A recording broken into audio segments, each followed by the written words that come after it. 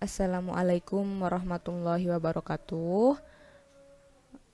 Urang teraskeun deui materi dina bab selanjutna nyaeta carita babat, dongeng jeung sajarah. Jadi di semester 2 ieu difokuskeun kana carita babat. Carita dongeng tos pernah dibahas di semester hiji. Mangga urang tingali pamaparan tina carita babat. Carita babat teh carita wanda heubeul anu medar riwayat luluhur atawa kajadian-kajadian penting zaman baheula di salah sahiji daerah. Biasana ti mimiti ngabedah eta wewengkon. Menurut Iskandar Wasid. Masih dina eta kamus ditetelakeun oge yen karep nu nyusun babat teh bangun rek nulis sajarah. Malah sawareh mah judulna oge aya nu tandes make kecap sajarah.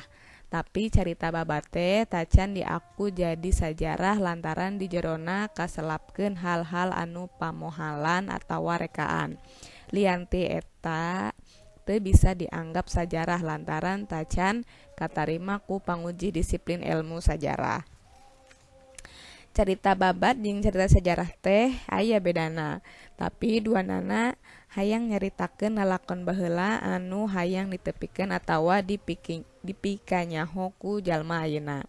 Tah bedana, carita babat mah ditulis secara tradisional, ari carita sajarah mah ditulis pake metode anu modern.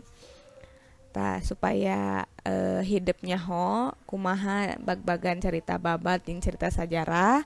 Tak di halaman 20 genep LKS aya kode QR nya nu tiasa di scan di masing-masing handphone ya gitu. Tak baca materi di dinya leuwih lengkap. Tah geus kitu. Oke, tiasa ngajawab soal di halaman 20 genep oge bener atawa salah nomor hiji sareng nomor 10 nya gitu. Jadi tugas minggu ieu nyaeta halaman 20 genep nomor hiji sampai nomor 10 itu. Dongeng jeung babat teh nyaeta nyaritakeun lalakon baheula anu hayang ditepikeun atawa dipikanyaho ku jalma ayeuna. Tah ibu masihan ciri-ciri dongeng sareng babat. Eta nu kahiji dongeng nu nyaritakeun kahirupan jalma dina masyarakat jeung dina sajarahna. Jadi biasana dongeng mah tokohna ge sasatoan nya si kancil misalnya terus si para raja atau para putri gitu. Terus dongeng biasana nepikeun hiji nasehat anu hade. Biasana dina kisah-kisah si kancil aya amanat-amanat nu bisa dipake dina kahirupan. Nah, katilu oge kaasup kana golongan caritanya udah pasti da dongeng sareng babat oge carita baheula gitu. Terus nu kaopat timbarna secara lisan tur teu paluruh saha nu ngarangna. Jadi mun cara bahasa Indonesianya mah dari mulut ke mulut gitunya. Jadi si nyebarna teh nepi ka ayeuna ge teu kanyahoan saha pangarangna. Tah babaten ciri nu kahiji dongeng anu ngandung unsur-unsur sajarah. Nu kadua babat oge kaasup carita wanda heubeul anu eusina medar riwayat luhur atawa ngabukbak kajadian anu aya di hiji wewengkon. Nu katilu kaasup kana golongan carita jeung nu terakhir nyebarna secara lisan tur teu paluruh saha anu ngarangna.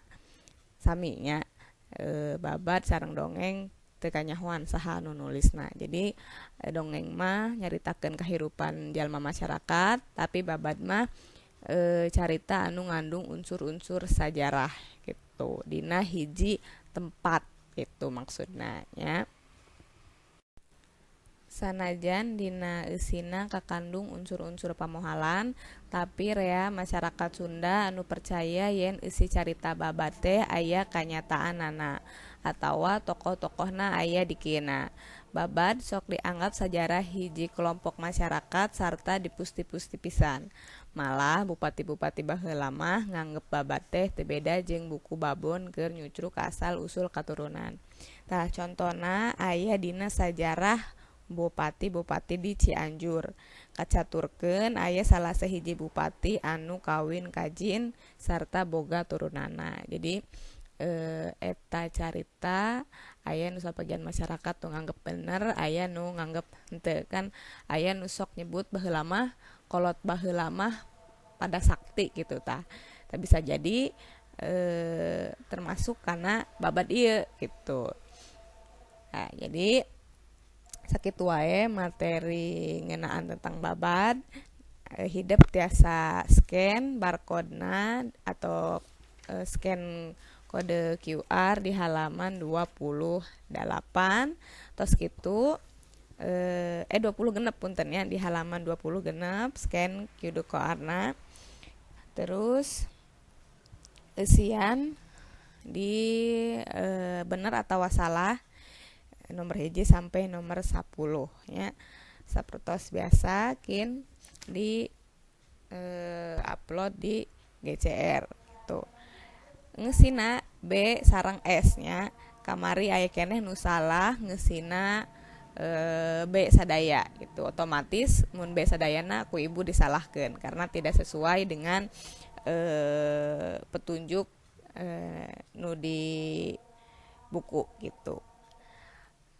Tos sakitu wae ibu cekapkeun bilih aya patarosan mangga japri ka nomor ibu, sebatkeun kelas sabaraha namina terus sareng tujuanna. Sakitu wae, wassalamualaikum warahmatullahi wabarakatuh.